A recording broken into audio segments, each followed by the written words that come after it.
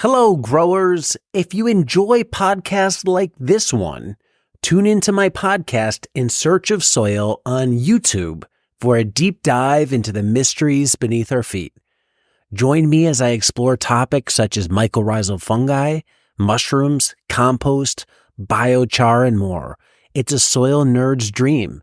We're going deep. We're talking to scientists about all things soil related. Whether you're a seasoned farmer or a gardener just starting out, our podcast has something for everyone. Listen in and grow with us. Check out In Search of Soil on YouTube. If there is a new farmer, like a lot of the people listening are, and maybe they already have a piece of land, or they're looking for a piece of property, or maybe they're just selling from their local garden and they're thinking of sort of expanding production in the future, what would be the best practices that they can do right out of the gate to prepare for a future certification with CNG? Yeah. Well, I think it would be good to, one thing that could be helpful guidance is to print out the inspection report that has a series of detailed questions of what do we look for during the peer review, that will give them guidance on what are some of the best practices and what's allowed and then what's prohibited. That's also in the standards, but it might be easier to digest from that. But I would say, you want to build your soil in a way that, is sustainable for the long term. You want to start getting in the habit of being careful about what seeds you purchase. So you can be testing the ones that you like and not start really relying on one that won't be allowed. So our standards require that the seeds that you buy are certified organic unless you can't find organic seeds for the variety that you want to grow. But you have to check at least 3 places. This is a little bit wonky and in the weeds, but that's a common thing that people overlook. You'd also want to be careful about what potting mix you're using, and make sure it doesn't have any synthetic wetting agents or fertilizers in it.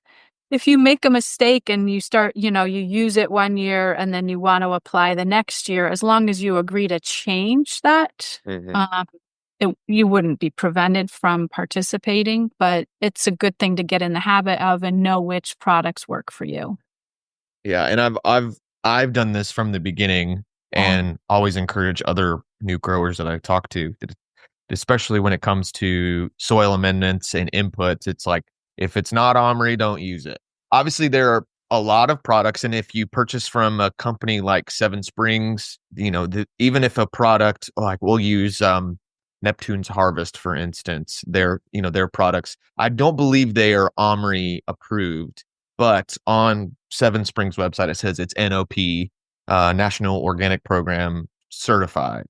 For me, it's like, as long as you're buying from a reputable place and it's OMRI approved, reputable seller that you're buying it for can vouch for the fact that it's compliant. If you're going to do this right out of the gate, there's no point. All you're doing is hurting yourself. If you're saying like, well, let's get a good jump on things and let's just throw some, 10 or, whatever out there and really get the ball rolling and whatever, and then have to transition, like you might see a drop in yield. You're going to be affecting the makeup of your soil. And so if anything, if you're to try to jump ahead of things and then sort of backtrack to become compliant, I feel like you're hurting yourself, as opposed to like, just do it from the beginning. And so sort of the expected yields, the expected challenges of farming in an organic or certified naturally grown context, you can begin to learn those things or you sort of end up like me, where I've worked on a certified farm. I'm now on a CNG farm, and I've never really grown any other way. And so in some ways, the ignorance of it is bliss. I had a tour of a farm. I was purchasing a high tunnel from another farmer, and he was like, "Oh yeah, that spot there, like it got burned with nitrogen or whatever." And it was sort of he's a small scale organic-ish type farm, but he'll throw some, not like a high nitrogen fertilizer out there. It's just easier. I get it. I understand. But it just realizes like, oh, that's a problem that I haven't even had to think about or address, because we just made the decision from day one that it'll just be easier to take the learning curve and learn how to farm this way, and that we have a piece of property that will as long as I'm there, will be in this vein of kind of nutrient availability and ecologically minded operations, so that we never have to worry about those sort of things. And now I can imagine if I was farming like this other gentleman, and then all of a sudden it's like, I want to get into this market. Well, one, I have to wait 3 years to transition. And then two, I have to take the time of rethinking the way, where do I buy my fertilizer from? How much do I apply? How often do I apply? How do my plants react? There's so many different variables that come in with trying to make the transition from quasi conventional to now a more natural approach. So I always encourage people, it's like, even if you don't get certified, it's better for the earth. It's better for you and your health. I feel like it's better for the quality of what you're pulling out of the ground to go that route anyways. And I guess if you get 5 years down the road and you realize that certification would really help you, or you have to do it to get into a particular market stream, then you're set up just like me, to where instead of having to go through a 3-year long process, you can go through a 3-week long process and jump right in. So I always encourage fellow farmers to do the same. Hello, growers.